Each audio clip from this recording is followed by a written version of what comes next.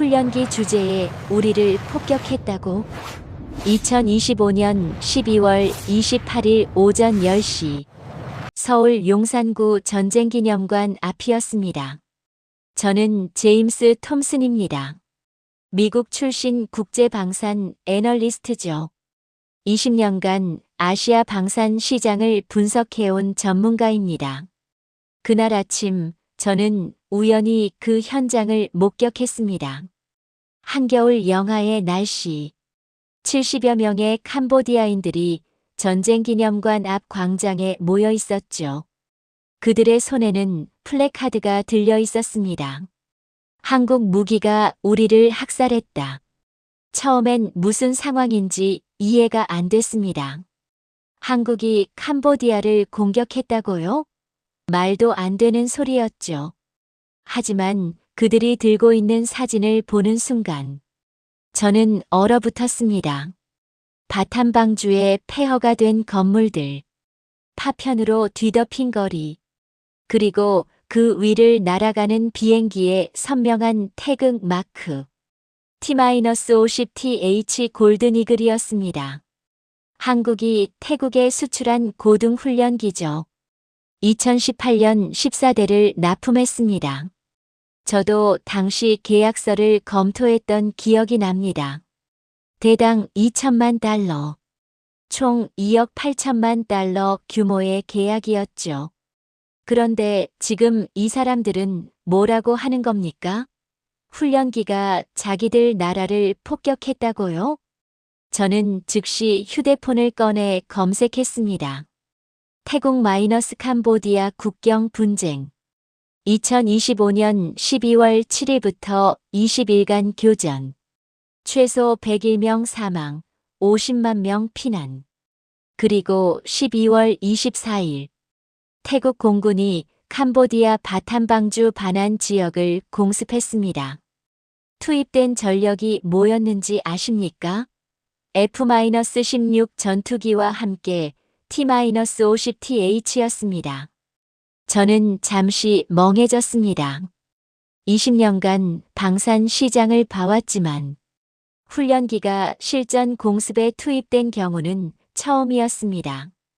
아니, 정확히 말하면 FA-50 경전투기 버전은 필리핀이 2016년부터 실전했었죠. 2017년 마라위 전투에서 이슬람 반군 소탕 작전에 투입됐습니다. 하지만 T-50은 다릅니다. 이건 순수 훈련기 버전이에요.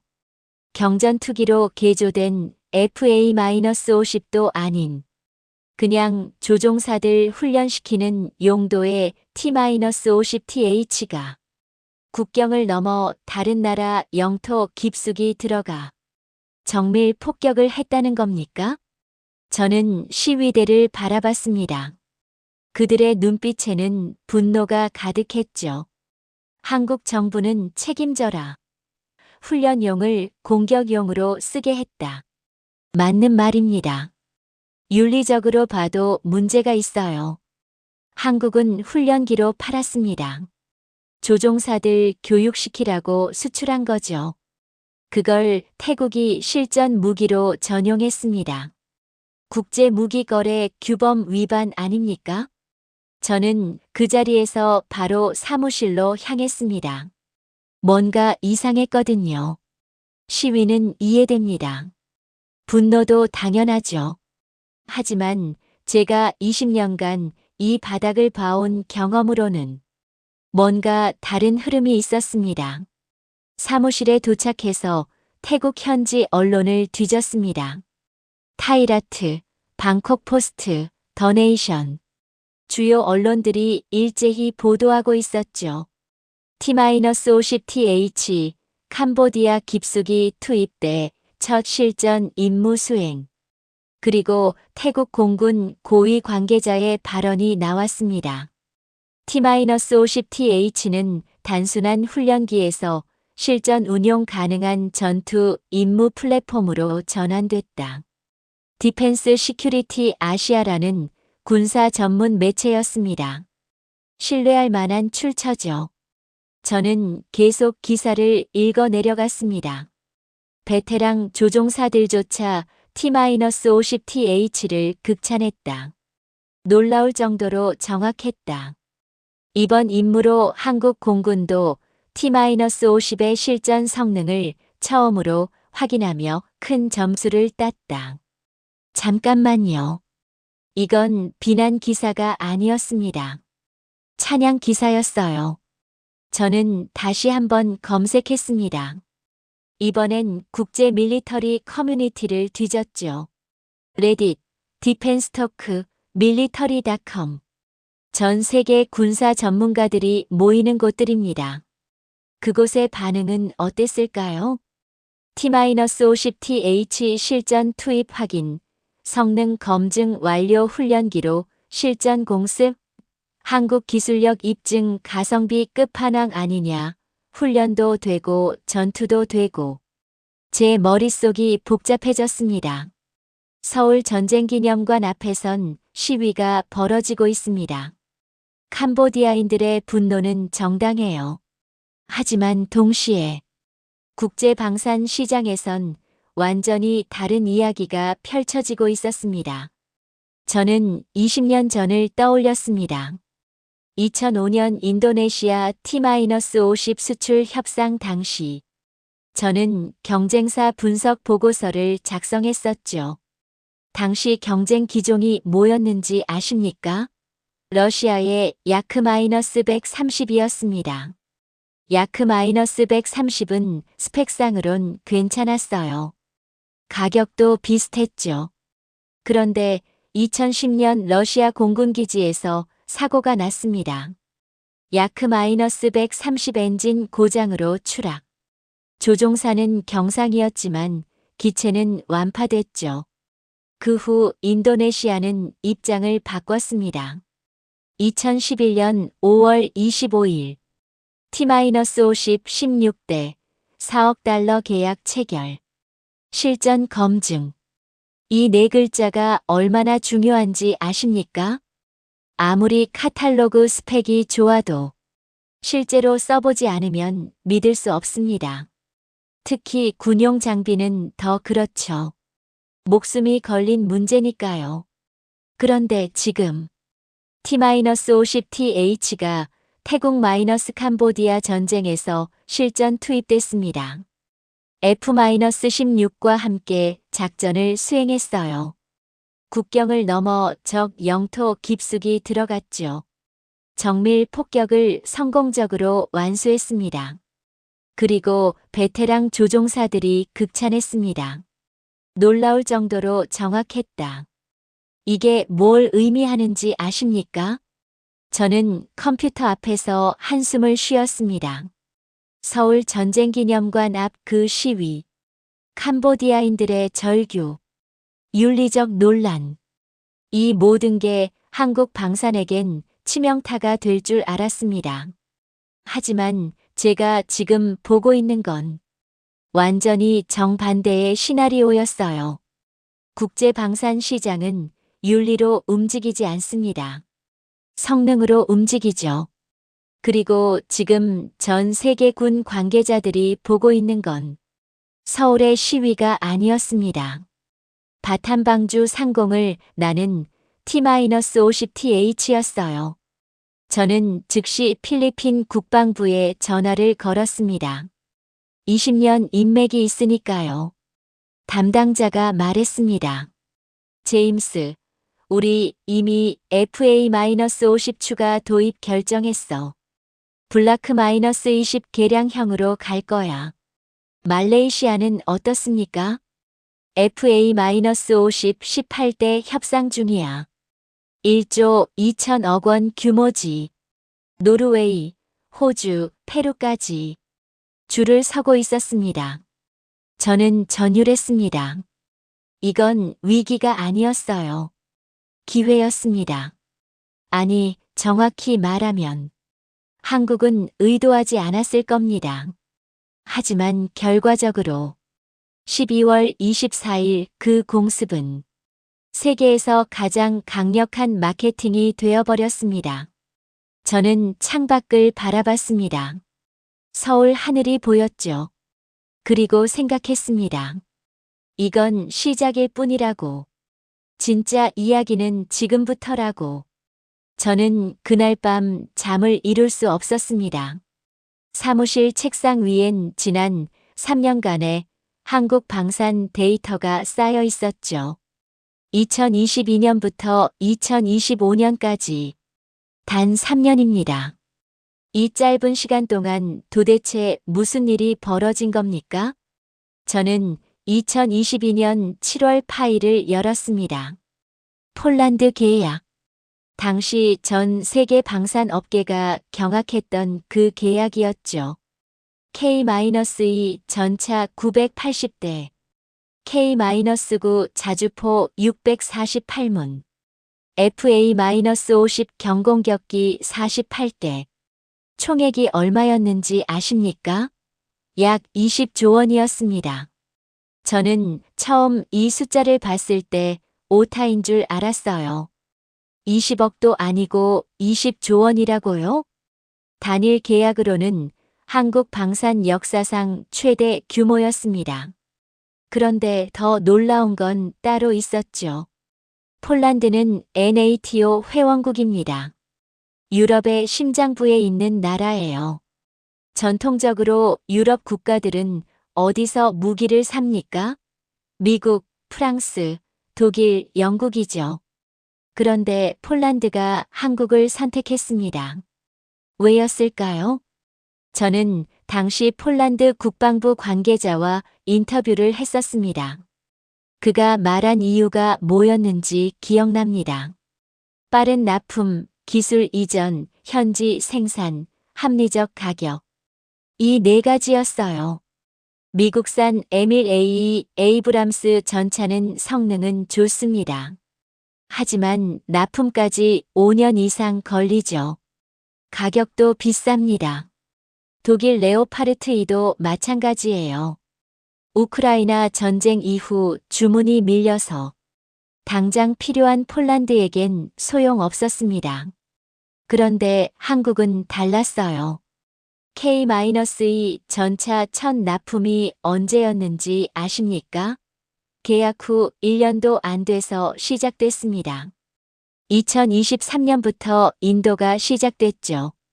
2024년엔 56대를 넘겼어요.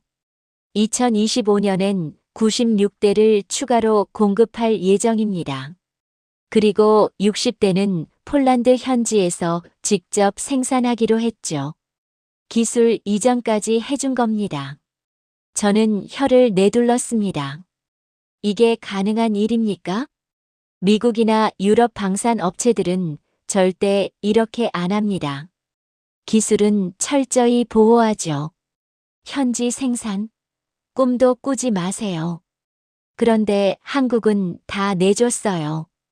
왜 그랬을까요? 저는 그 이유를 알고 있습니다. 한국은 시장 점유율이 필요했던 거예요. 명성이 필요했죠. NATO 국가가 선택한 한국산 무기. 이 타이틀 하나가 얼마나 강력한지 아십니까? 폴란드가 성공 사례가 되면 다른 유럽 국가들도 따라옵니다. 실제로 그렇게 됐어요. 루마니아가 움직였습니다. 2024년 K-9 자주포 54문 계약.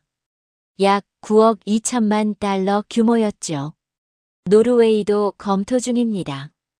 K-2 전차 17억 달러 규모. NATO 동부 전선이 한국산 무기로 무장하기 시작한 겁니다. 저는 다음 파일을 열었습니다. 2023년 11월.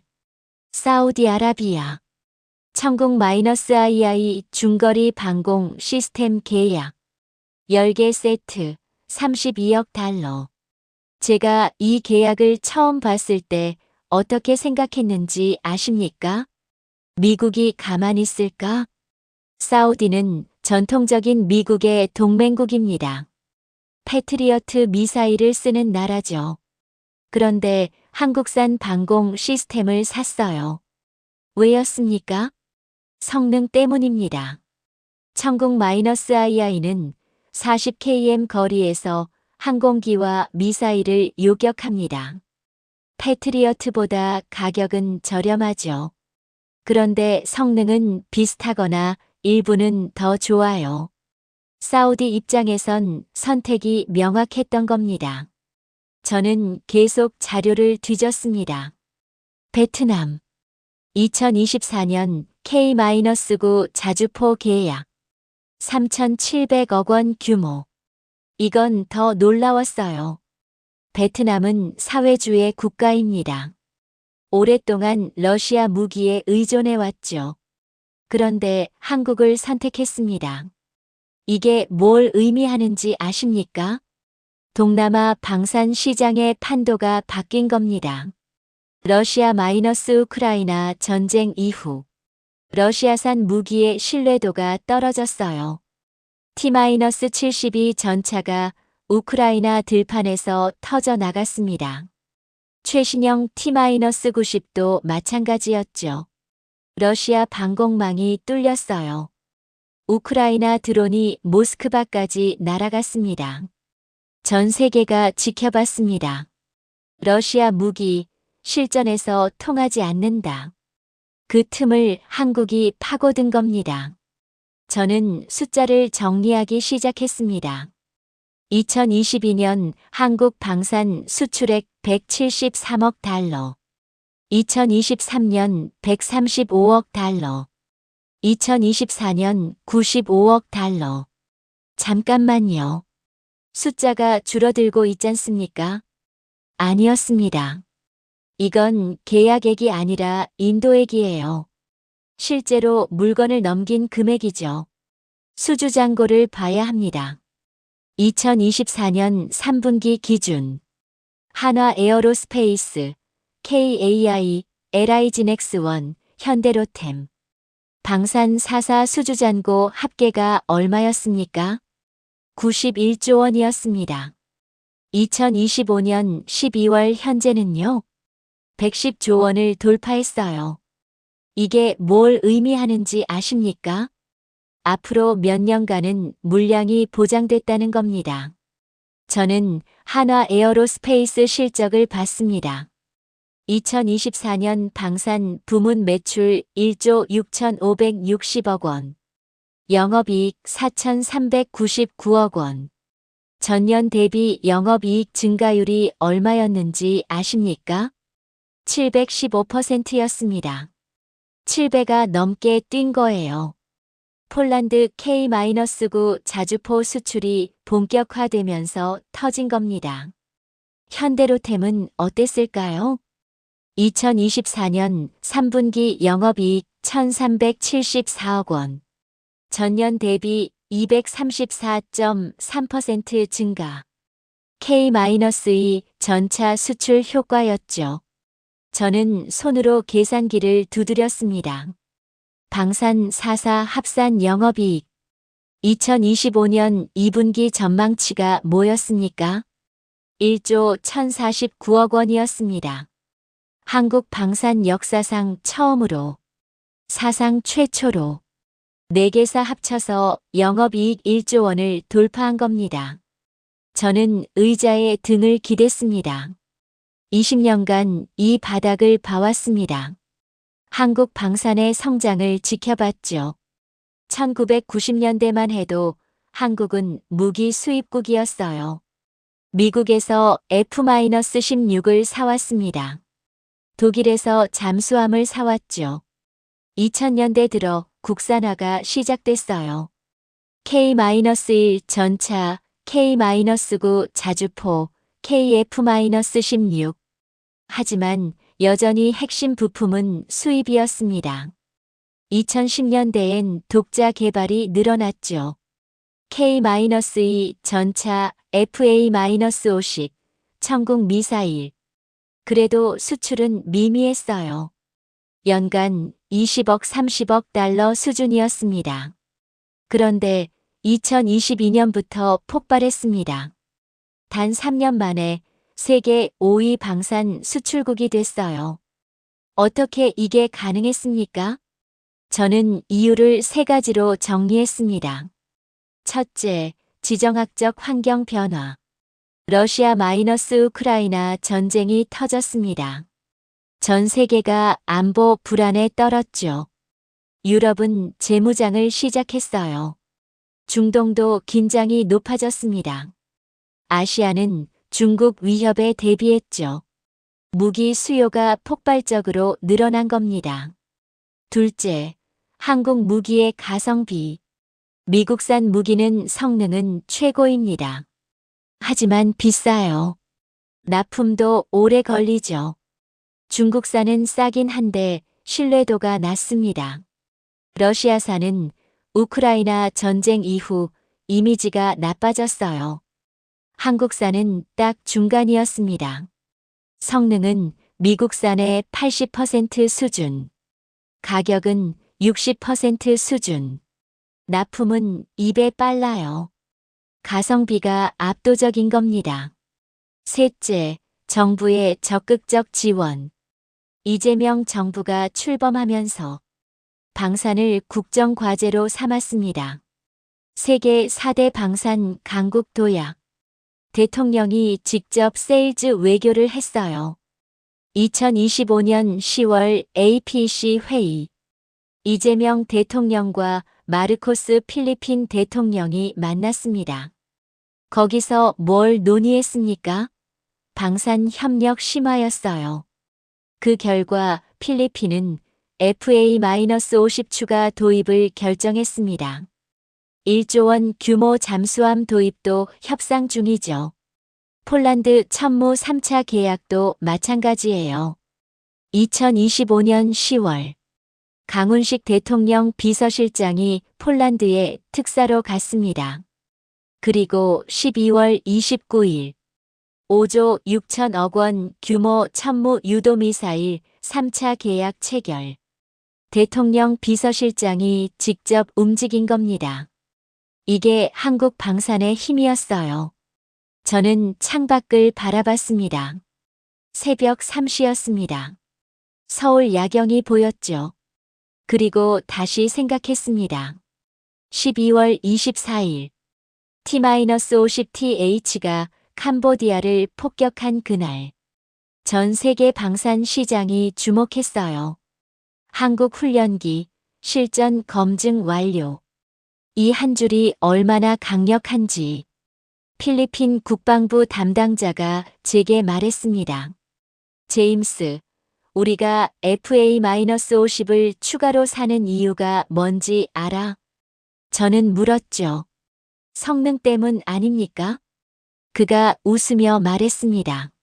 실전에서 써봤거든. 2017년 마라위 전투 때. 정말 좋더라고. 그래서 더 사는 거야. 실전 검증. 이게 전부였습니다. 아무리 카탈로그에 좋은 스펙을 써놔도, 아무리 시험장에서 좋은 성적을 내도, 실제 전쟁에서 써보지 않으면 못 믿어요. 그런데 T-50은 이제 증명됐습니다. 필리핀에서 FA-50이 실전에 투입됐죠. 2016년부터 이슬람 반군 소탕에 썼어요. 2017년 마라위 전투에서 큰 활약을 했습니다. 2021년엔 남중국해에서 중국 선단의 위협 비행을 했어요. 그리고 2025년 12월 24일 태국에서 T-50TH가 국경을 넘었습니다. F-16과 함께 작전을 수행했어요. 캄보디아 바탐방주 깊숙이 들어갔죠. 정밀 폭격을 성공시켰습니다. 베테랑 조종사들이 극찬했어요. 놀라울 정도로 정확했다. 이게 바로 마케팅입니다. 수십억 원 들여서 광고하는 것보다 실전 한 번이 더 강력해요. 저는 노트북을 닫았습니다. 내일 아침 회의 자료를 준비해야 했죠. 주제가 뭐였는지 아십니까? 한국 방산의 미래 전망. 저는 이미 결론을 내렸습니다. 2026년 한국 방산 수출액 200억 달러 돌파. 2027년 세계 4위 수출국 진입. 이건 전망이 아니었어요. 확정된 미래였습니다. 2025년 12월 29일 아침. 저는 싱가포르행 비행기에 올랐습니다. 아시아 방산 포럼 참석차였죠. 기내에서 노트북을 켰어요. 이메일함이 터져 있었습니다. 필리핀 국방부, 말레이시아 공군, 인도네시아 조달청. 모두 같은 내용이었습니다. T-50계열 항공기 추가 상담 요청. 저는 쓴웃음을 지었습니다. 48시간 전만 해도 서울 전쟁기념관 앞에서 시위가 벌어졌어요. 한국 무기가 우리를 학살했다고 외쳤죠. 그런데 지금 제 이메일함엔 구매 문의가 쏟아지고 있습니다. 이게 방산 시장의 현실이었어요. 윤리는 뒷전입니다. 성능이 전부죠. 싱가포르 공항에 도착했습니다. 포럼 장소로 가는 택시 안에서 저는 휴대폰으로 뉴스를 검색했어요. 골드만삭스가 보고서를 냈더군요. 한국 방산 업체 투자 비중 확대 권고. 내용을 읽어봤습니다. 한국 방위산업은 향후 5년간 연평균 30% 이상 성장 예상 글로벌 시장 점유율 2.1%에서 5%까지 확대 전망, 특히 한화 에어로스페이스의 성장 잠재력 주목. 월스트리트가 움직이기 시작한 겁니다. 택시가 호텔 앞에 섰습니다. 로비에 들어서자마자 누군가 저를 불렀어요. 제임스. 돌아보니 데이비드 첸이었습니다. 싱가포르 국방부 조달 담당관이죠. 우리는 악수를 나눴습니다. 오랜만이야, 데이비드. 한국에서 왔다며? 요즘 한국 방산 이야기 안 할 수가 없더라고. 그가 커피를 권했어요. 우리는 호텔 라운지에 앉았습니다. 데이비드가 말을 꺼냈죠. 솔직히 말해줘. T-50th 태국 사례 어떻게 봐? 저는 커피를 한 모금 마셨습니다. 윤리적으론 문제가 있어. 훈련기를 공격용으로 쓴 거니까. 그래, 그건 나도 알아. 그런데 성능은? 베테랑 조종사들이 극찬했어. 놀라울 정도로 정확하다고. 데이비드의 눈빛이 변했습니다. 우리 싱가포르도 훈련기 교체 사업 검토 중이야. F-5 타이거2가 너무 오래됐거든. T-50 고려하는 거야? 지금은 아니었어. 그런데 태국 사례 보고 나서 생각이 바뀌었지. 저는 고개를 끄덕였습니다. 예상했던 반응이었어요. 데이비드가 계속 말했습니다. 우리 공군 참모총장이 직접 말하더라고. 훈련기인데 실전도 되면 일석이조 아니냐고. 맞는 말입니다. 싱가포르는 작은 나라예요. 공군 규모도 크지 않죠. 훈련기 따로, 전투기 따로 운용하면 비효율적입니다. 그런데 T-50은 두 가지를 다 할 수 있어요. 평시엔 조종사 훈련, 유사시엔 실전 투입. 가성비가 압도적인 겁니다. 검토해 볼 가치는 있을 것 같은데? 제가 말했죠. 데이비드가 웃었습니다. 이미 검토 들어갔어. 다음 주에 KAI 담당자 만나기로 했거든. 저는 속으로 감탄했습니다. 12월 24일 폭격. 12월 28일 시위. 12월 29일 문해 폭주. 단 5일 만입니다. 포럼이 시작됐습니다. 첫 세션 주제가 뭐였는지 아십니까? 아시아 방산 시장의 새로운 강자들. 발표자는 제인스 디펜스의 수석 애널리스트였어요. 그가 슬라이드를 띄웠습니다. 2024년 글로벌 방산 기업 매출 순위 100대 기업 총 매출 6,790억 달러. 전년 대비 5.9% 증가. 그런데 한국 기업들은 어땠을까요? 한화그룹 79억 7천만 달러, 세계 21위. 전년 대비 42% 증가. 현대로템 29억 2천만 달러. 전년 대비 45.4% 증가. LIG넥스원 37.9% 증가. KAI만 10.7% 감소했는데 이건 국내 군용기 납품 감소 때문이었어요. 전체적으로 보면 한국 4사 매출이 141억 달러. 전년 대비 31% 성장입니다. 발표자가 말했죠.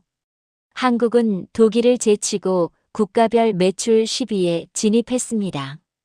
청중들이 술렁거렸어요. 독일이요?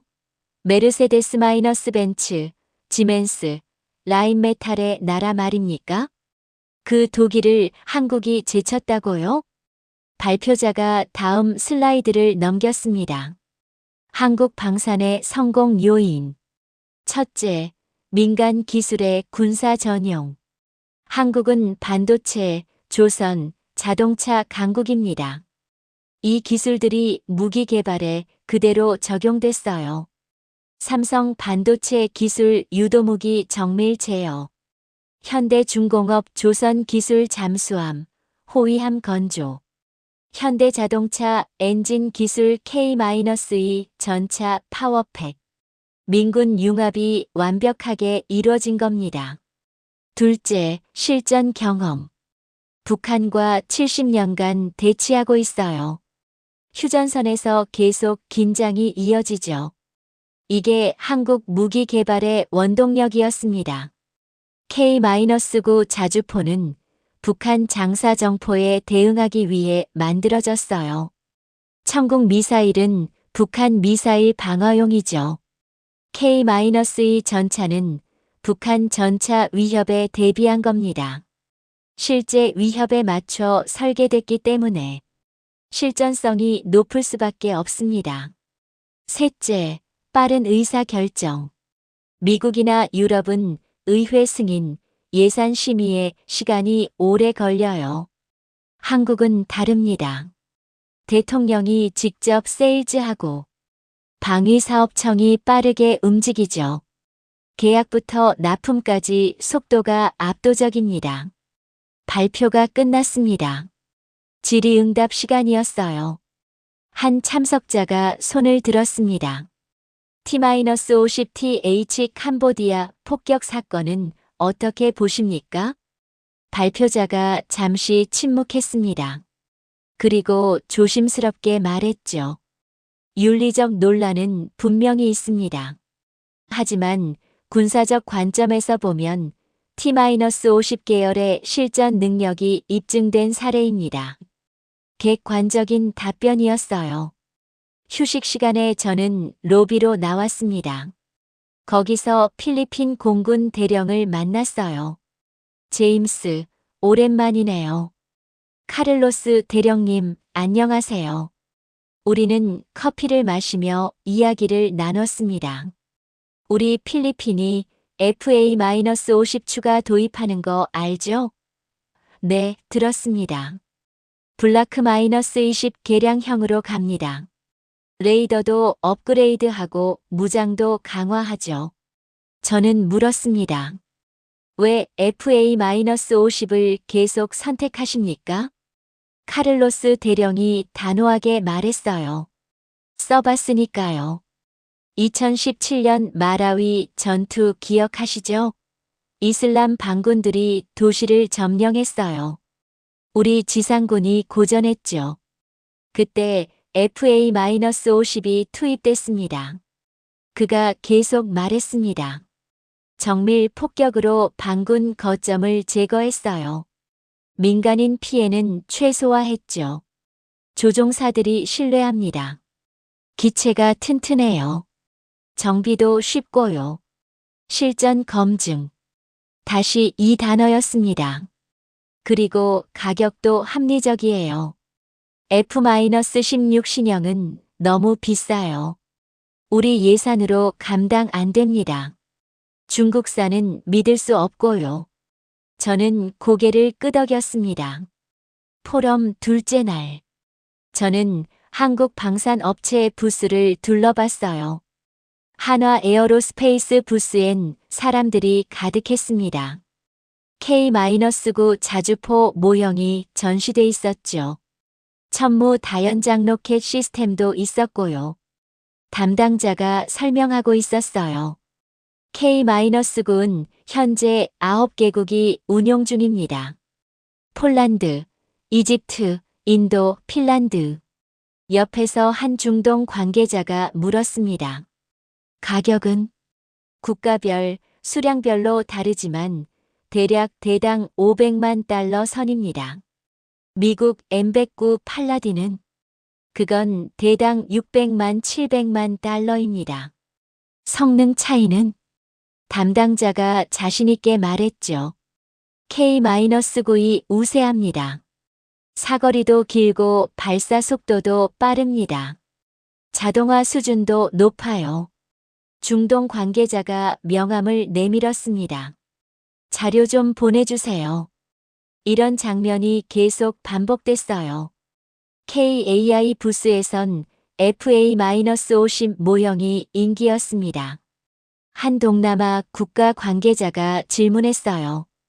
T-50TH하고 FA-50 차이가 뭡니까?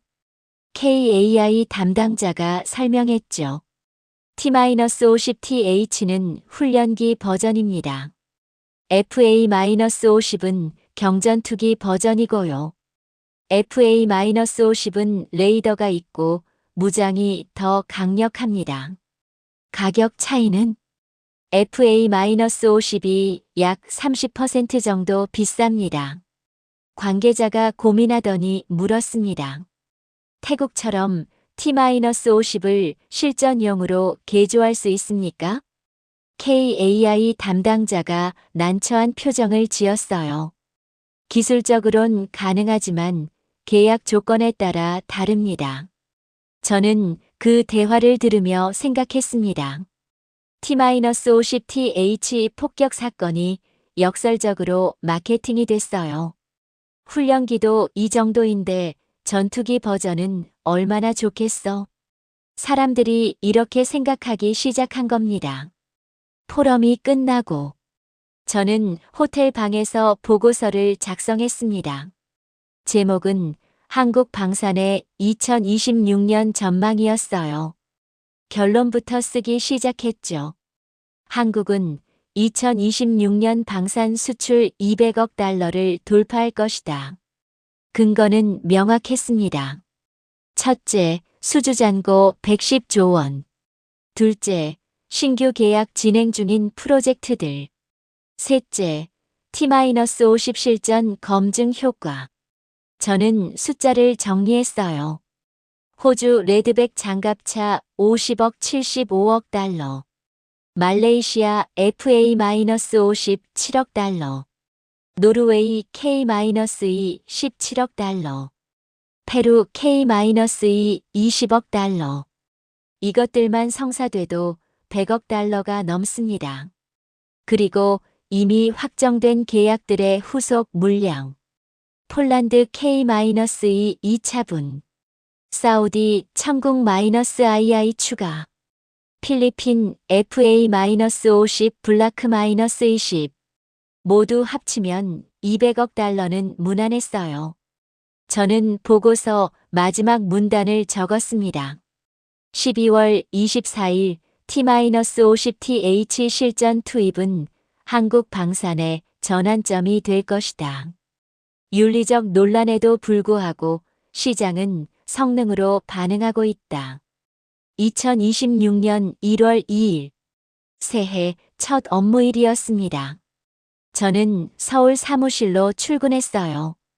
이메일을 열었죠. 읽지 않은 메일이 347개였습니다. 대부분 같은 내용이었어요. T-50 FA-50 상담 요청. 저는 한숨을 쉬었습니다. 싱가포르 포럼에서 돌아온 지 나흘밖에 안 됐는데 벌써 이렇게 많은 문의가 들어왔습니까? 첫 번째 메일을 열었습니다.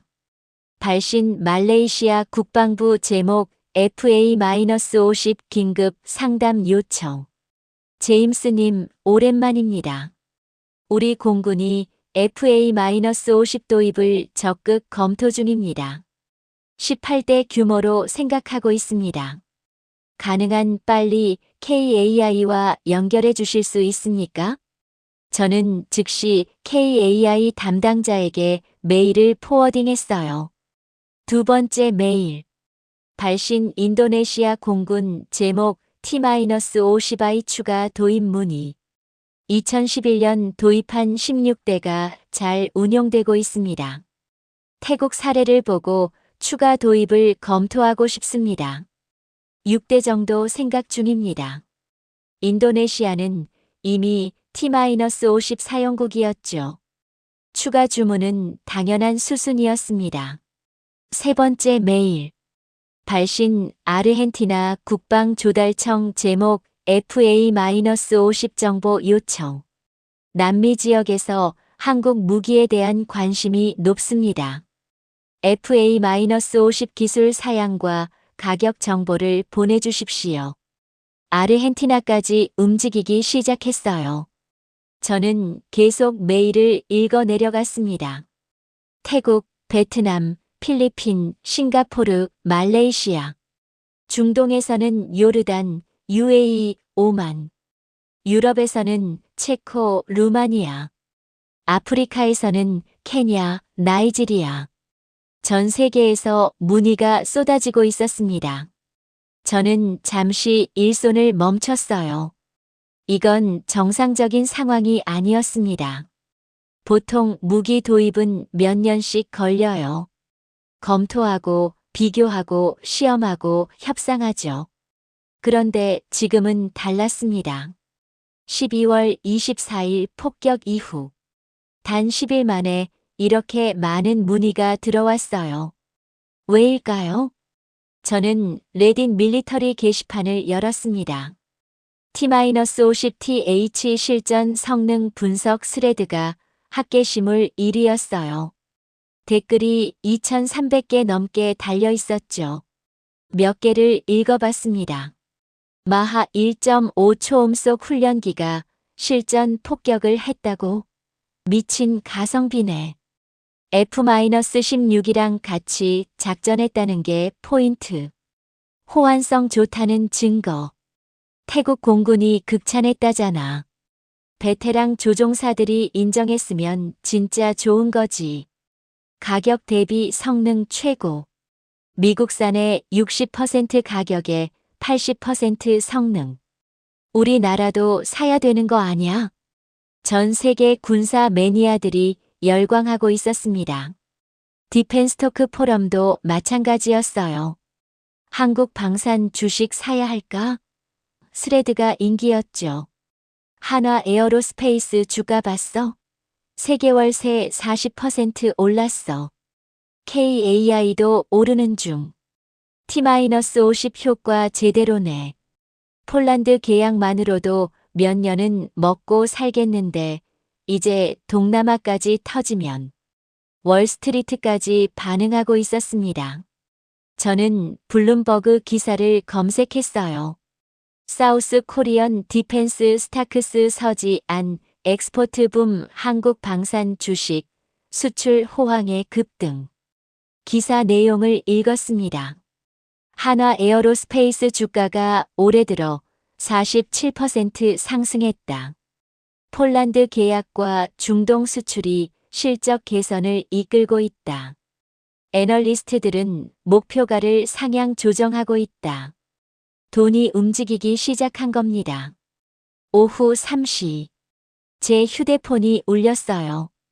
KAI 영업본부장이었습니다. 제임스, 지금 좀 미치겠어요. 무슨 일입니까? 문의 전화가 하루에 50통씩 와요. 처리를 못하겠어요. 저는 웃었습니다. 좋은 일 아닙니까? 좋긴 한데 인력이 부족해요. 긴급히 영업 인력 충원하고 있습니다. KAI뿐만이 아니었어요. 한화 에어로스페이스도 비슷한 상황이었죠. K-9 자주포 문의, 천무 로켓 문의, K-808 장갑차 문의, 현대로템은 K-2 전차 문의로 정신없었고요. 한국 방산업계 전체가 바빠졌습니다. 저는 그날 밤 집에 돌아와서 조용히 생각했어요. 이 현상을 뭐라고 부를 수 있을까요? T-50 효과? 캄보디아 마케팅? 아니었습니다. 이건 단순한 마케팅 효과가 아니에요. 구조적 변화였습니다. 세계 방산 시장의 판도가 바뀌고 있었어요. 전통적으로 방산 시장은 누가 지배했습니까? 미국, 러시아, 프랑스, 영국, 독일. 이 5개국이 전 세계 무기 수출의 80%를 차지했어요. 하지만 2022년 이후 균열이 생겼습니다. 러시아-우크라이나 전쟁. 러시아산 무기가 실전에서 제대로 작동하지 않았어요. T-72, T-90 전차들이 우크라이나 들판에서 터졌죠. S-400 방공망이 뚫렸습니다. 러시아 무기에 대한 신뢰도가 바닥을 쳤어요. 그 틈을 한국이 파고들었습니다. K-2 전차는 실전 경험은 없지만 북한 위협에 대비해 설계됐고 폴란드에서 혹한 시험을 통과했어요. K-9 자주포는 이미 9개국이 운용 중이었죠. 검증된 무기였습니다. FA-50은 필리핀 실전에서 입증됐고 이제 T-50까지 태국에서 검증됐어요. 완벽한 포트폴리오였습니다. 훈련기부터 전차, 자주포, 미사일까지 모든 분야에서 실전 검증이 끝났어요. 저는 노트에 메모했습니다.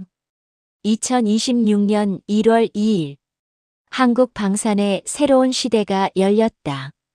과장이 아니었어요. 실제로 숫자가 증명하고 있었습니다. 방사청 발표 자료를 봤어요. 2025년 방산 수출 계약액 210억 달러.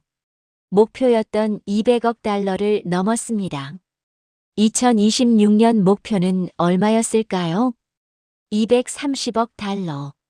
하지만 저는 이것도 넘을 거라 확신했어요. 현재 진행 중인 프로젝트들만 봐도 300억 달러는 가능했습니다. 제 휴대폰에 또 알림이 왔습니다. 로이터 속보였어요.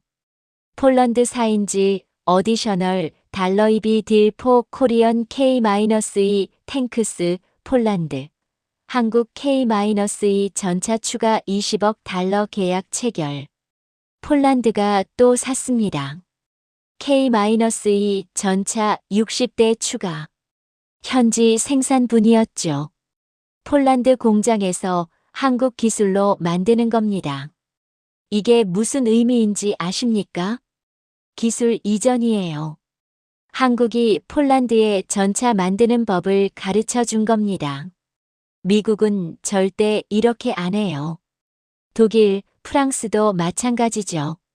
기술은 철저히 보호합니다. 그런데 한국은 달랐어요. 기술 드릴게요. 대신 우리 무기 많이 사세요. 이게 한국의 전략이었습니다. 단기적으론 손해일 수 있어요. 기술 유출이니까요. 하지만 장기적으론 이득입니다. 폴란드가 K-1을 만들면 폴란드는 한국 부품을 계속 사야 해요. 업그레이드도 한국에 의존하죠. 평생 고객이 되는 겁니다. 저는 창밖을 바라봤습니다. 서울 야경이 보였어요. 2026년 1월 새해가 시작됐습니다. 그리고 한국 방산의 새로운 시대도 함께 시작됐죠. 12월 24일 그 폭격, 캄보디아인들의 시위, 그 모든 논란을 뚫고 한국은 앞으로 나아가고 있었습니다. 옳고 그름을 따지기 전에 시장은 이미 결정을 내렸어요. 한국 무기는 된다. 이 한 줄이 전부였습니다. 2026년 1월 15일 워싱턴 D.C. 였습니다. 저는 펜타곤 근처 한 호텔 컨퍼런스룸에 앉아 있었어요. 미 국방부 주최 비공개 세미나였죠. 주제가 뭐였는지 아십니까? 아시아 방산 시장의 변화와 대응. 참석자는 30명 정도였습니다. 국방부 관계자, 록히드 마틴 보잉 임원들, 싱크탱크 연구원들. 발표자는 CSIS 선임 연구원이었어요. 그가 슬라이드를 띄웠습니다. 한국 방산의 부상이 미국에 미치는 영향. 저는 조용히 듣기 시작했습니다. 2025년 한국은 폴란드에 20조 원 규모 무기를 수출했습니다. 이는 NATO 회원국에 대한 단일 최대 계약입니다. 한 국방부 관계자가 손을 들었어요. 그게 우리한테 위협입니까? 발표자가 대답했죠. 직접적 위협은 아닙니다. 하지만 시장 점유율 잠식은 분명합니다. 특히 중저가 시장에서 한국이 우리 자리를 빠르게 차지하고 있습니다. 록히드 마틴 부사장이 끼어들었습니다. 한국 무기는 우리 기술이 들어간 겁니다. T-50만 해도 우리가 공동 개발했어요. 맞는 말이었어요. T-50은 한국 KAI와 록히드 마틴의 공동 작품입니다. F-16을 축소한 설계죠. 발표자가 고개를 끄덕였습니다. 맞습니다. 하지만 록히드 마틴이 받는 로열티는 극히 일부입니다. 수출 주도권은 한국이 쥐고 있죠. 분위기가 무거워졌어요. 발표자가 다음 슬라이드를 넘겼습니다. 한국 무기의 경쟁력. 첫째, 가격. 미국산의 60% 수준. 둘째, 납품 속도. 미국의 절반 시간. 셋째, 기술 이전 의지. 미국은 절대 안 주는 것도 한국은 줍니다. 넷째, 정치적 조건 없음. 미국은 무기 팔 때 인권, 민주주의 조건을 달아요. 한국은 그런 거 없습니다. 보잉 임원이 불편한 표정을 지었습니다. 그럼 우리가 어떻게 대응해야 합니까? 발표자가 잠시 침묵했어요. 그리고 조심스럽게 말했죠. 솔직히 중저가 시장은 포기하는 게 나을 수도 있습니다. 대신 첨단 무기 시장에 집중하는 겁니다. F-35, B-21 같은 하이엔드 제품 말이죠. 저는 속으로 생각했습니다. 미국도 인정하기 시작했구나. 한국이 더 이상 무시할 수 없는 경쟁자가 됐다는 걸. 세미나가 끝나고 저는 한 국방부 관계자와 커피를 마셨습니다. 그가 솔직하게 말했어요. 제임스, 우리가 실수한 게 있어요. 뭡니까? 한국을 너무 얕봤죠. 부품 공급자 정도로만 생각했어요. 그런데 이젠 완제품 경쟁자가 됐습니다. 저는 커피를 한 모금 마셨습니다. 그런데 미국이 할 수 있는 게 뭐가 있습니까? 한국은 동맹국이잖아요. 그가 쓴웃음을 지었어요. 그게 문제입니다. 적국이면 제재라도 하죠. 동맹국이니 손 쓸 방법이 없어요. 맞는 말이었습니다. 한국은 한미동맹의 핵심 파트너예요. 주한미군이 주둔하고 있죠. 미국이 한국 방산을 견제할 방법이 없었습니다. 오히려 반대였어요. 한국이 강해질수록 미국의 아시아 전략에 도움이 됐습니다. 중국 견제에 한국이 필요했거든요. 저는 워싱턴에서 3일을 보냈습니다. 그동안 여러 사람을 만났어요. 국방 관련 로비스트, 군수업체 임원들, 싱크탱크 연구원들, 모두 같은 이야기를 했습니다. 한국이 예상보다 빨리 성장했다. 어떤 이는 이렇게 말했죠. 10년은 걸릴 줄 알았어요. 그런데 3년 만에 해냈습니다. 왜 이렇게 빨랐을까요? 저는 나름대로 분석을 했습니다. 첫째, 타이밍. 러시아-우크라이나 전쟁이 터진 게 2022년 2월이었어요. 그 직후 폴란드가 한국에 주문을 넣었죠. 우크라이나 바로 옆 나라입니다. 당장 무기가 필요했어요. 미국이나 독일은 못 주겠다고 했습니다. 재고가 없었거든요. 한국만 가능합니다라고 했어요. 폴란드는 선택의 여지가 없었습니다. 둘째, 준비. 한국은 이미 준비돼 있었어요. K-2 전차는 2014년부터 양산 중이었습니다. K-9 자주포는 1999년부터 만들었죠. FA-50은 2013년부터 생산했고요. 재고가 있었던 겁니다. 폴란드가 주문하자마자 바로 줄 수 있었어요. 셋째, 의지. 한국 정부가 방산을 국가 전략 산업으로 밀었습니다. 대통령이 직접 세일즈했어요. 장관들이 움직였죠. 한국 기업들도 공격적으로 나갔습니다. 가격 할인도 해주고, 기술 이전도 약속하고, 현지 생산도 허용했어요. 무슨 수를 써서라도 시장을 따내겠다는 의지였습니다. 그 결과가 지금의 성공이었어요. 저는 워싱턴을 떠나 뉴욕으로 갔습니다. 월스트리트 투자은행 미팅이 있었거든요. JP모건 애널리스트가 프레젠테이션을 했어요. 한국 방산 주식 투자 전략. 그가 차트를 보여줬습니다. 한화 에어로스페이스 주가 추이. 2023년 1월 10만원, 2024년 1월 15만원, 2025년 1월 22만원, 2026년 1월 29만원. 2년 만에 3배 가까이 올랐어요. 앞으로도 상승 여력이 있습니다. 수주 잔고가 풍부하고 신규 계약도 계속 들어오고 있습니다. 한 투자자가 물었습니다.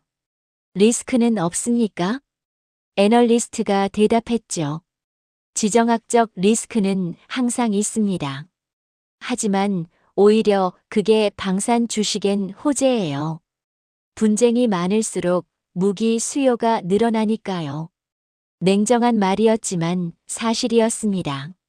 세상이 불안할수록 방산 기업은 돈을 벌어요. 저는 미팅이 끝나고 호텔로 돌아왔습니다. 노트북을 켜서 한국 뉴스를 검색했어요. 타임지 기사가 눈에 띄었습니다.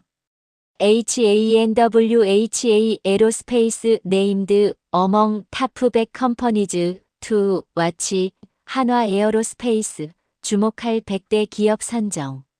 한국 방산 기업이 타임지에 실렸어요. 10년 전엔 상상도 못할 일이었습니다. 저는 기사를 읽었습니다. 한화 에어로스페이스는 K-9 자주포, 천모 로켓 등으로 유럽과 중동 시장을 공략하고 있다. 폴란드와의 대규모 계약은 한국 방산의 글로벌 경쟁력을 입증했다. 특히 민간 기술과 군사 기술의 융합이 강점이다. 반도체, 조선, 자동차 산업의 기술력이 무기 개발에 그대로 적용되고 있다. 정확한 분석이었어요. 삼성 반도체 기술이 미사일 유도장치에 들어갑니다. 현대중공업 조선 기술이 잠수함 건조에 쓰이죠. 현대자동차 엔진 기술이 전차 파워팩이 되어 한국의 모든 산업 역량이 방산으로 집중되고 있었습니다. 저는 창밖을 바라봤습니다. 뉴욕 마천루가 보였어요. 2026년 1월 중순. 한국은 이제 세계 5위 방산 수출국입니다. 4위 진입도 시간 문제죠. 그리고 저는 알고 있었습니다. 이건 끝이 아니라 시작이라는 걸. 12월 24일 T-50th 폭격. 그 사건이 촉매제가 됐어요. 실전 검증이 완료됐습니다. 이제 전 세계가 한국 무기를 믿기 시작했죠. 앞으로 10년. 한국 방산이 어디까지 갈지 저는 기대가 됐습니다. 2026년 2월 3일 도쿄에 도착했습니다. 일본 방위성 초청으로 온 거였어요. 일본도 움직이기 시작했거든요. 회의실에 들어서자 방위성 조달국장이 저를 맞았습니다. 톰슨 씨, 오랜만입니다. 우리는 악수를 나눴어요. 국장이 먼저 말을 꺼냈죠. 한국 방산 이야기 좀 해주십시오. 솔직하게. 저는 준비해온 자료를 펼쳤습니다. 2025년 한국 방산 수출액 210억 달러. 일본은 얼마였습니까? 국장이 난처한 표정을 지었어요. 110억 달러 정도입니다. 일본이 한국에 뒤처진 겁니다. 불과 3년 전만 해도 일본이 앞서 있었어요. 그런데 지금은 역전됐습니다. 거의 2배 차이가 났죠. 국장이 물었습니다. 왜 이렇게 됐다고 보십니까? 저는 솔직하게 대답했어요. 일본은 너무 신중합니다. 검토하고 또 검토하죠. 그 사이 한국은 실행합니다. 맞는 말이었습니다. 일본의 방산 정책은 보수적이에요. 무기 수출 3원칙이 있었죠. 2014년에야 완화됐습니다. 하지만 여전히 제약이 많아요. 의회 승인 절차가 복잡합니다. 평화헌법 때문에 논란도 많고요. 결과적으로 결정이 느려요. 한국은 달랐습니다. 대통령이 결정하면 바로 움직였어요. 국회도 대체로 지지했죠. 속도가 압도적이었습니다. 국장이 한숨을 쉬었어요. 우리도 변해야 합니다. 특히 동남아 시장에서 한국에 밀리고 있어요. 저는 고개를 끄덕였습니다. 실제로 그랬거든요. 필리핀은 한국 FA-50을 샀습니다. 말레이시아도 FA-50 협상 중이죠. 인도네시아는 이미 T-50 운용 중이고요. 일본은 뭘 팔았습니까? 훈련기 한 대도 못 팔았어요. 저는 일본 방위성을 나왔습니다. 택시를 타고 호텔로 가는 길. 창밖으로 도쿄 거리가 보였어요. 깔끔하고 정돈된 도시였습니다. 하지만 방산 시장에선 뒤처지고 있었죠. 호텔에 도착해서 저는 태국 언론을 검색했습니다. T-50th 후속 기사가 계속 나오고 있었거든요. 방콕 포스트 기사를 열었어요. THAI 에어 포스 컨시더즈 어디셔널 T-50th 퍼처스 태국 공군 T-50th 추가 도입 검토. 태국이 또 사겠다고 합니다. 2018년 14대를 샀었죠. 이제 추가로 10대 정도 더 산다는 겁니다. 왜일까요? 12월 24일 실전 투입 이후 태국 공군의 만족도가 높아졌기 때문이에요. 기사를 읽어봤습니다. 태국 공군 참모총장은 T-50th의 성능에 만족을 표했다. 특히 정비의 용이성과 운용 비용 절감 효과가 크다고 평가했다. F-16과의 연합작전에서도 호환성이 검증됐다. 태국은 F-16을 주력 전투기로 운용 중이다. 저는 이 대목에서 무릎을 쳤습니다. 호환성. 이게 핵심이었어요. T-50은 F-16을 축소해서 만든 기체입니다. 록히드 마틴과 공동 개발했죠. 그래서 F-16 운용국들이 T-50을 선호해요. 훈련 체계가 비슷하거든요. F-16 조종사 양성용으로 딱입니다. 그리고 유사시엔 F-16과 함께 작전도 가능하죠. 태국이 딱 그 케이스였어요. 저는 다음 기사를 열었습니다. 필리핀 현지 언론이었어요. 필러핀즈 투 러시브 업그레이디드 FA-50 블라크 20 필리핀 업그레이드된 FA-50 블라크 20 도입.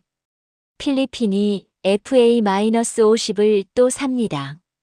이번엔 블라크 20 버전이에요. 뭐가 달라졌을까요?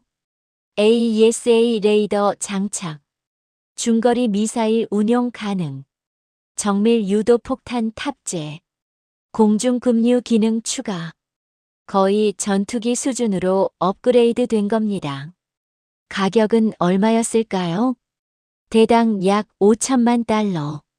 F-16 신형이 8천만 달러인 걸 생각하면 여전히 저렴했습니다. 필리핀 입장에선 딱 맞는 선택이었죠. 저는 계속 기사를 찾아봤습니다. 베트남 언론도 있었어요. 비에트남 러시브즈 퍼스트 배치 어브 K-9 하우어처즈 베트남 K-9 자주포 첫 인도분 수령. 베트남에 K-9이 도착했습니다. 2024년 계약한 물량이었죠. 베트남은 사회주의 국가예요. 전통적으로 러시아 무기를 썼습니다. 그런데 한국을 선택했어요. 왜였을까요? 기사에 답이 있었습니다. 베트남군 관계자는 K-9의 사거리와 정확도에 만족을 표했다. 특히 자동화 수준이 높아 운용 인력이 적게 든다는 점을 강조했다. 러시아산 ES-19 무스타에 비해 성능이 우수하고 정비가 쉽다고 평가했다. 실제 사용자의 평가였습니다. 이런 평가가 쌓이면 다른 나라들도 따라와요. 입소문이 나는 거죠. 저는 노트북을 덮고 생각했습니다. 한국 방산의 성공 요인을 정리해봤어요. 첫째, 실전 검증. 필리핀 FA-50 2016 현재 실전 운용. 태국 T-50TH 2025년 12월 실전 투입. 폴란드 K-2 2024년부터 인도, 혹한 시험 통과.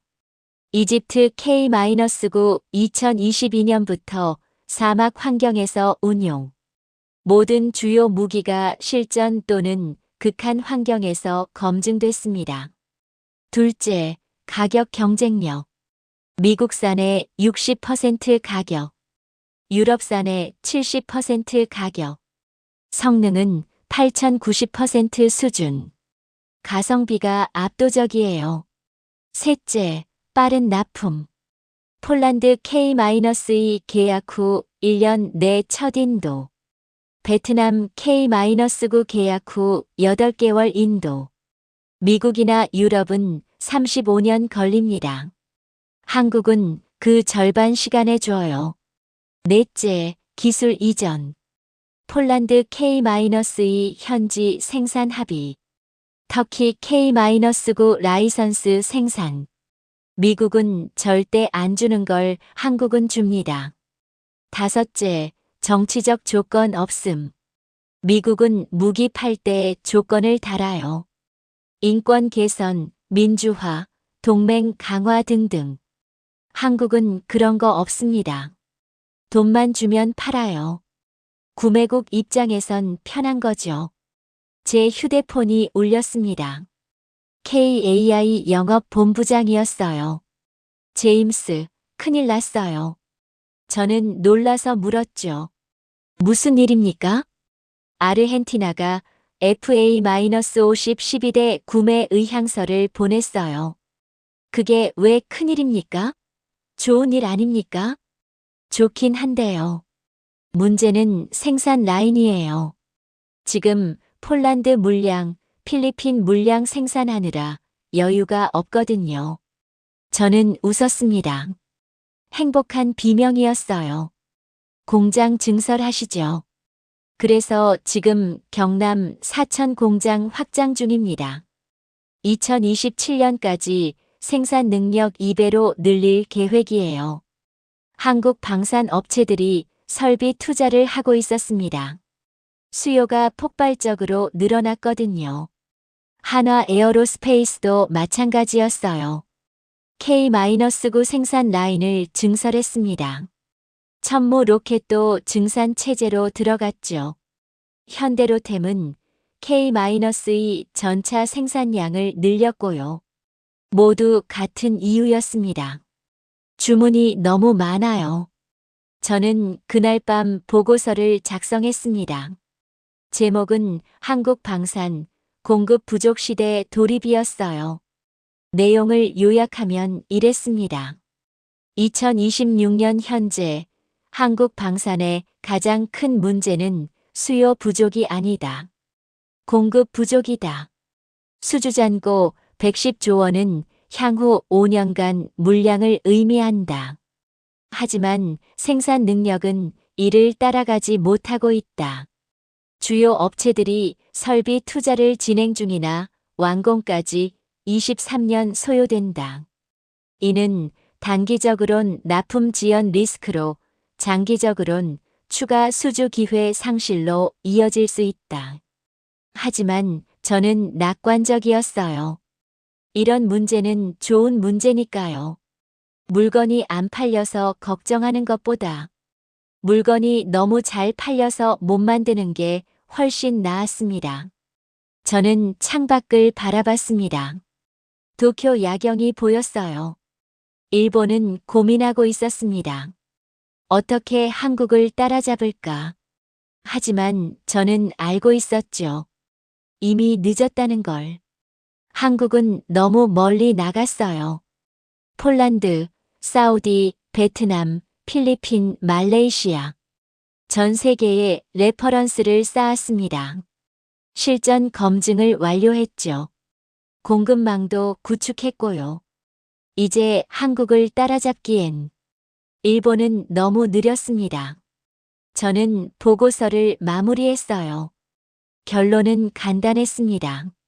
한국 방산의 시대가 왔다. 과장이 아니었어요. 숫자가, 계약이, 실적이 모든 게 증명하고 있었습니다. 2026년 3월 10일 서울 코엑스였습니다. 국제방산 전시회 DX 코리어 2026이 열렸어요. 저는 전시장을 둘러봤습니다. 5년 전과는 완전히 달랐죠. 2021년엔 한국 업체들이 초라했어요. 작은 부스에 모형이나 놓고 있었습니다. 외국 바이어들도 별로 없었죠. 그런데 지금은요? 한화 에어로스페이스 부스가 가장 컸습니다. 3층 규모였어요. K-9 자주포 실물이 전시돼 있었죠. 천무 로켓 발사대도 있었고요. 부스 앞엔 사람들이 줄을 섰습니다. 중동, 동남아, 남미, 아프리카. 전 세계에서 온 관계자들이었어요. 저는 한화 담당자에게 물었습니다. 작년보다 방문객 많습니까? 그가 웃으며 대답했죠. 3배는 늘었어요. 상담 요청만 하루 100건 넘습니다. KAI 부스도 마찬가지였습니다. FA-50 블라크 20 모형 앞에 20명 넘는 사람들이 모여 있었어요. 담당자가 설명하고 있었습니다. AESA 레이더로 다목표 동시 추적이 가능합니다. 중거리 공대공 미사일 운용도 됩니다. 한 중동 관계자가 물었어요. F-16CD랑 비교하면 어떻습니까? 공대지 임무에선 비슷한 수준입니다. 가격은 절반이고요. 관계자의 눈빛이 반짝였습니다. 명함을 주고받는 소리가 계속 들렸어요. 저는 현대로템 부스로 갔습니다.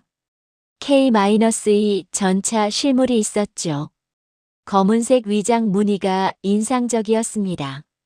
한 유럽 관계자가 전차 주위를 돌며 살펴보고 있었어요. 저는 그에게 다가갔습니다. 어느 나라에서 오셨습니까? 체코입니다. K-2에 관심 있으십니까? 그가 고개를 끄덕였어요. 우리 국방부가 검토 중입니다. 독일 레오파르트 2와 비교하고 있죠. 결정은 언제쯤 하십니까?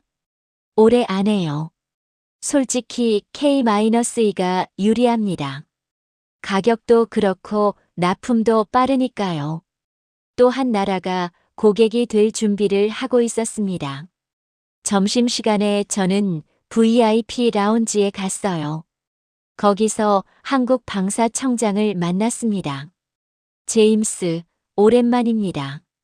우리는 악수를 나눴죠. 청장이 말했습니다. 올해 목표가 뭔지 아십니까? 230억 달러 아닙니까? 그건 공식 목표고요. 비공식으론 250억 달러를 보고 있습니다. 저는 놀랐어요. 가능합니까? 청장이 자신있게 말했죠. 현재 협상 중인 건들만 다 성사되면 300억도 가능해요. 그가 손가락으로 하나씩 꼽았습니다. 호주 레드백 장갑차 70억 달러. 노르웨이 K-2 전차 17억 달러. 체코 K-2 전차 15억 달러. 말레이시아 FA-50 7억 달러. 아르헨티나 FA-50 6억 달러. 이집트 K-2 전차 15억 달러. 사우디 천국-II 추가분 10억 달러. 합계가 얼마였습니까? 140억 달러였습니다. 청장이 계속 말했어요. 이건 새 계약이고요. 기존 계약 이행분까지 합치면 250억은 거뜬합니다. 저는 감탄했습니다. 3년 전만 해도 연간 30억 달러 수준이었어요. 지금은 250억 달러를 목표로 하고 있습니다. 10배 가까이 뛴 거죠. 청장이 말을 이었습니다. 2027년 목표는 아십니까? 얼마입니까? 300억 달러. 그럼 세계 4위 확정입니다. 현재 순위가 어떻게 되는지 아십니까? 1위 미국 약 1,800억 달러, 2위 프랑스 약 300억 달러, 3위 러시아 약 280억 달러, 4위 독일 약 130억 달러, 5위 한국 약 210억 달러. 2026년에 250억 달러를 하면 독일을 확실히 제치고 4위에 오릅니다. 2027년에 300억을 하면 러시아를 위협하게 돼요. 물론 러시아는 우크라이나 전쟁 때문에 수출이 급감한 상태였습니다. 실질적으론 한국이 이미 3위라고 볼 수도 있었죠. 전시회 둘째 날 컨퍼런스가 열렸습니다. 주제가 글로벌 방산 시장의 미래였어요. 첫 발표자는 스톡홀름 국제평화연구소 SIPRI 연구원이었습니다. 그가 슬라이드를 띄웠죠. 2025년 세계 방산 시장 분석. 총 시장 규모 7,200억 달러. 전년 대비 6.2% 성장. 그런데 국가별 성장률이 달랐어요. 미국 3.1%, 프랑스 4.2%, 러시아 -15.3%, 독일 2.8%, 한국 55.7%. 한국만 폭발적으로 성장했습니다. 발표자가 말했어요. 한국의 성장률은 이례적입니다. 통상 방산 수출은 연 510% 성장하는데 한국은 50% 이상 뛰었습니다. 청중들이 웅성거렸습니다. 발표자가 다음 슬라이드를 넘겼어요. 한국 방산 성공의 구조적 요인. 첫째, 지정학적 공백 활용. 러시아 우크라이나 전쟁으로 러시아산 무기 신뢰도 하락. 중국 서방 갈등으로 중국산 무기 정치적 리스크 증가. 미국 유럽산 무기는 가격 상승 및 납품 지연. 한국이 그 공백을 차지했습니다. 둘째, 전방위 제품 라인업. 훈련기 T-50, FA-50, 전차 K-2, 자주포 K-9, 방공 천궁 -II 로켓 천무 장갑차 K-808, 레드백 함정 FFX KSS 유도무기 각종 미사일. 모든 분야에 경쟁력 있는 제품이 있었어요. 셋째, 수직 계열화된 산업구조. 한화그룹 엔진, 포, 로켓, 미사일, 현대그룹 전차, 장갑차, 함정, LIGNX1 레이더, 전자전, 지휘통제 KAI 항공기. 대기업 위주로 통합됐습니다. 의사결정이 빠르고 효율적이에요. 넷째, 정부의 일관된 지원. 이재명 정부가 방산을 국가전략산업으로 육성. 대통령 직접 세일즈. 수출금융 지원. R&D 투자 확대. 정부가 전폭적으로 밀어줬습니다. 발표가 끝났어요. 질의응답 시간이었습니다. 한 참석자가 손을 들었죠. 한국 방산의 리스크는 뭡니까? 발표자가 잠시 생각하더니 대답했습니다. 세 가지를 꼽을 수 있습니다. 첫째, 생산 능력 한계. 수주는 많은데 만들 능력이 부족할 수 있습니다. 둘째, 기술 종속. 일부 핵심 부품은 여전히 수입에 의존합니다. 셋째, 지정학적 변수. 한반도 긴장 고조 시 수출에 악영향을 줄 수 있습니다. 냉정한 분석이었어요. 하지만 발표자가 덧붙였죠. 그러나 이런 리스크에도 불구하고 한국 방산의 성장 모멘텀은 지속될 것으로 봅니다. 컨퍼런스가 끝나고 저는 호텔바에서 맥주를 마셨습니다. 옆자리에 프랑스 방산 업체 임원이 앉았어요. 우리는 자연스럽게 대화를 나눴죠. 그가 말했습니다. 한국 정말 대단해요. 우리도 배워야 할 게 많습니다. 프랑스도 잘하고 계시잖습니까? 잘하긴 한데 속도가 달라요. 우린 결정하는 데만 2년 걸립니다.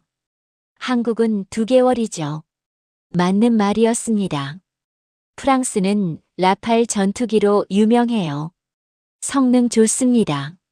하지만 비싸고 납품이 느려요. 한국은 그 반대였죠. 저렴하고 빨랐습니다. 그가 맥주를 한 모금 마시고 말했어요. T-50 캄보디아 폭격 사건, 우리가 봤을 땐 천재적인 마케팅이더라고요. 저는 웃었습니다. 의도한 건 아니었을 겁니다. 의도하지 않았어도 결과가 완벽했어요. 실전 검증이 됐잖아요. 그가 계속 말했습니다. 우리 라팔도 실전 경험이 있어요. 리비아, 말리, 시리아에서 썼죠. 그게 판매에 큰 도움이 됐어요. 그렇겠죠. 한국도 이제 그 클럽에 들어온 겁니다. 실전 검증된 무기를 파는 나라. 저는 고개를 끄덕였습니다. 그의 말이 맞았어요. 무기는 실전에서 써봐야 믿습니다. 아무리 시험장에서 좋아도 실제 전쟁에서 안 쓰면 의미 없어요. 한국 무기는 이제 검증됐습니다. 필리핀, 태국, 폴란드, 이집트 여러 나라에서 실전 또는 극한 환경에서 운용됐죠. 모두 좋은 평가를 받았습니다. 이게 가장 강력한 마케팅이었어요. 저는 호텔 방으로 돌아왔습니다. 노트북을 켜서 최종 보고서를 작성했어요. 제목은 한국 방산, 새로운 시대의 개막이었습니다. 결론 부분을 쓰기 시작했죠. 2026년 3월 현재 한국은 명실상부한 방산 강국이다. 수출액 세계 5위, 2027년 4위 진입 확실. 주요 무기 체계 모두 실전 검증 완료. 수주잔고 110조 원, 향후 5년 성장 보장. 글로벌 방산 시장에서 한국의 위상은 더 이상 신흥국이 아니다. 미국, 프랑스와 어깨를 나란히 하는 주요 플레이어다. 저는 마지막 문장을 적었습니다. 12월 24일 T-50th 폭격은 역사의 전환점이었다. 그날 한국 방산의 새로운 시대가 열렸다. 2026년 12월 23일. 꼭 1년이 지났습니다. 저는 다시 서울에 있었어요. 한국 방산 업계 송년 만찬에 초대받았거든요. 롯데호텔 연회장이었습니다. 한화, KAI, 현대로템, LI지넥스원. 주요 업체 CEO들이 모였죠.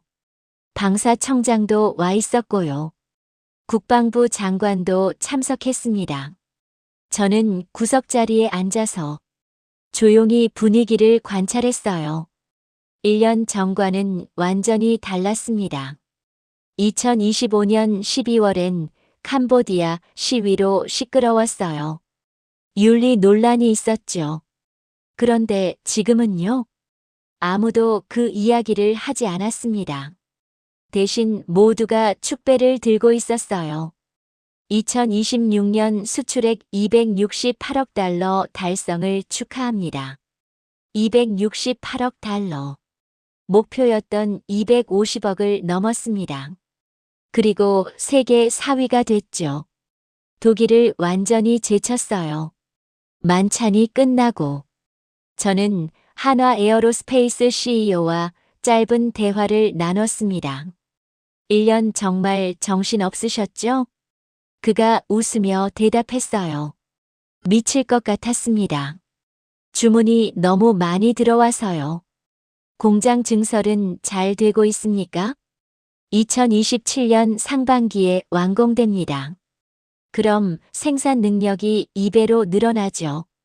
저는 고개를 끄덕였습니다. 폴란드 천무 4차 계약도 들었습니다. 네, 이번엔 3조 원 규모예요. 폴란드가 우리 최대 고객이 됐습니다. 폴란드 하나만으로도 한화는 몇 년은 먹고 살 수 있었어요.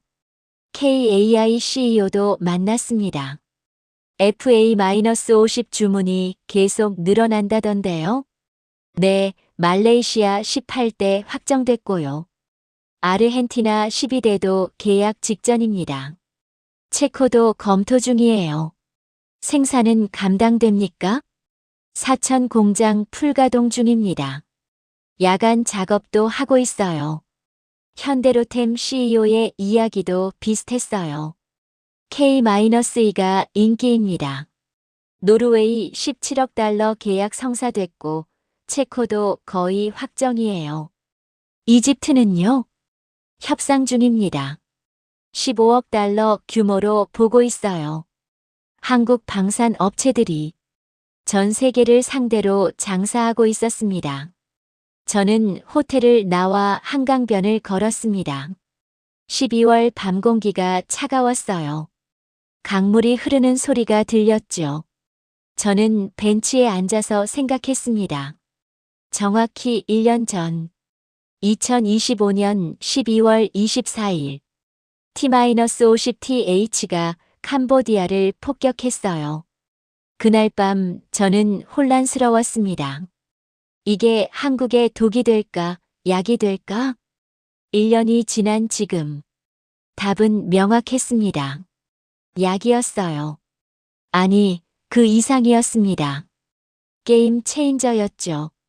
그 폭격 하나로 T-50의 실전 능력이 검증됐습니다. 전 세계가 봤어요.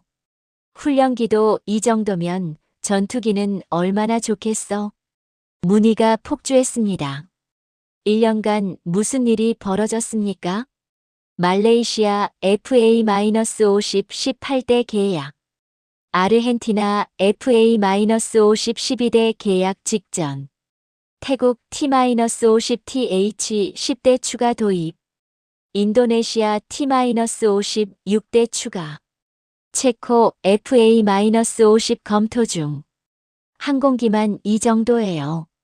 지상 무기는 더 많았죠. 폴란드 K-2, K-9 천무 추가 계약, 노르웨이 K-2 17억 달러, 이집트 K-2 협상 중, 호주 레드백 장갑차 72억 달러, 베트남 K-9 추가 도입, 해군 무기도 있었습니다. 필리핀 호위함 2척 잠수함 협상, 말레이시아 잠수함 검토. 총 합계가 얼마였을까요? 2026년 신규 계약만 150억 달러가 넘었어요. 거기다 기존 계약 이행분까지 합치면 268억 달러였습니다. 저는 하늘을 올려다봤습니다. 별이 보였어요. 그리고 깨달았습니다. 한국 방산의 성공은 우연이 아니었다는 걸. 필연이었어요. 왜일까요? 첫째, 준비돼 있었습니다. 70년간 북한과 대치하면서 무기를 만들어 왔어요. K-1 전차, K-9 자주포, KF-16 국산화를 꾸준히 진행했죠. 기술을 축적했습니다. 그러다 2022년 기회가 왔어요. 러시아 우크라이나 전쟁.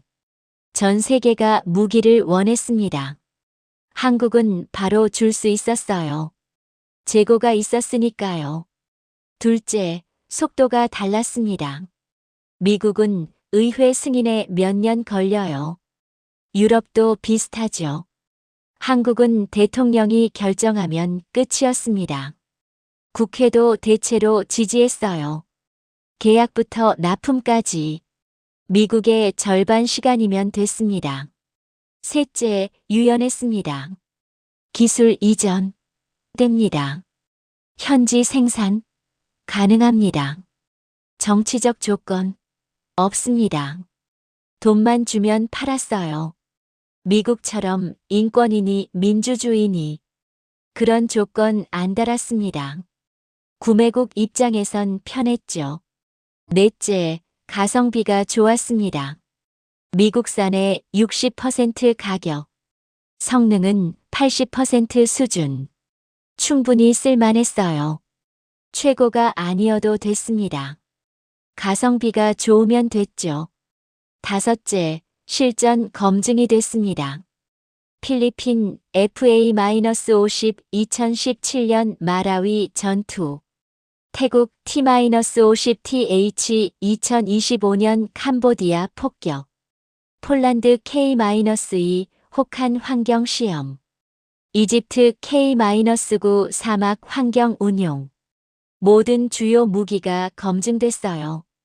카탈로그 스펙이 아니었습니다. 실전 데이터였죠.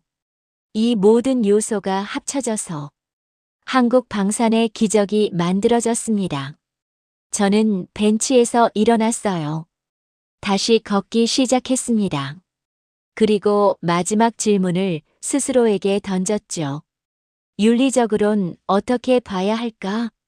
캄보디아 시위는 정당했습니다. 한국 무기가 그들을 공격했으니까요. 하지만 한국이 직접 쏜 건 아니에요. 태국이 쐈죠. 한국은 훈련기로 팔았습니다. 태국이 실전용으로 전용한 거예요. 책임이 누구에게 있습니까? 판매자, 구매자, 둘 다. 저는 답을 내릴 수 없었어요. 윤리는 복잡했습니다. 하지만 시장은 단순했죠. 성능이 좋으면 팔립니다. 가격이 싸면 더 잘 팔려요. 윤리는 뒷전이었어요. 그게 방산 시장의 현실이었습니다. 냉정하지만 사실이었죠. 저는 숙소로 돌아왔습니다. 마지막 보고서를 작성했어요. 제목은 한국 방산 1년의 기록 2025.12, 24-2026.12, 23. 결론 부분을 썼습니다. 2025년 12월 24일 T-50th 폭격은 한국 방산의 전환점이었다. 그날 이후 1년간 한국은 세계 5위에서 4위로 올라섰다. 수출액은 210억 달러에서 268억 달러로 증가했다. 수주잔고는 110조 원에서 145조 원으로 늘어났다. 2027년 목표는 300억 달러. 세계 3위 진입이다. 한국은 더 이상 신흥 방산국이 아니다. 미국, 프랑스와 어깨를 나란히 하는 방산 강국이다. 저는 마지막 문장을 적었습니다. 결국 이건 무기의 승리가 아니었다. 태도의 승리였다. 미국과 유럽은 무기를 비즈니스로 봤다. 한국은 무기를 생존으로 봤다. 그 차이가 모든 것을 만들었다. 저는 노트북을 덮었습니다. 창밖을 바라봤어요. 서울의 밤이 깊어가고 있었습니다. 2026년 12월 23일. 한국 방산의 새로운 시대. 그 한가운데에 저는 서 있었습니다. 20년 방산 애널리스트로 일하면서 이런 극적인 변화는 처음 봤어요. 앞으로 10년. 한국이 어디까지 갈지 저는 기대가 됐습니다. 그리고 확신했죠. 이건 끝이 아니라 시작일 뿐이라는 걸.